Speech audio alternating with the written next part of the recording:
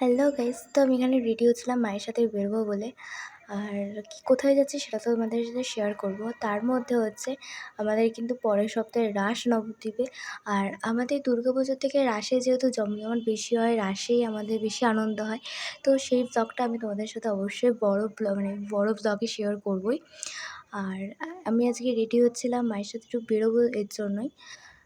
অনেকদিন পর আবার ভিডিও দিচ্ছি। আর যারা রাসের ভিডিওটা কিন্তু দেখতে চাও, নবদ্বীপের রাস, তারা অবশ্যই আমার চ্যানেলটাকে সাবস্ক্রাইব করে দেবে, তাহলে আমি রাসের ভিডিওটা অবশ্যই ছাড়বো। আর এই ঘড়িটা আমি পরেছিলাম, এই ঘড়িটা আমি জন্মদিনে গিফট পেয়েছি, তো সেটা একটু কাটাবো, বড় হয়েছে। আর এই যে রাসের কিন্তু তোড়জোড় শুরু হয়ে গেছে, প্রায় শেষের দিকে অনেক সময়। আর এখানে ইলেকট্রিক দোকানে এসেছিলাম একটা ইলেকট্রিক কেটলি নিতে, যেহেতু ঠান্ডা পড়ছে এর জন্য। আর তারপরে গেছিলাম আমি দিদার ফোনের দোকানে। দিদার ফোনটা একটু খারাপ হয়েছিল, তো সেখান থেকে বাড়ি। তো দ্যাটস ইট ফর টুডে।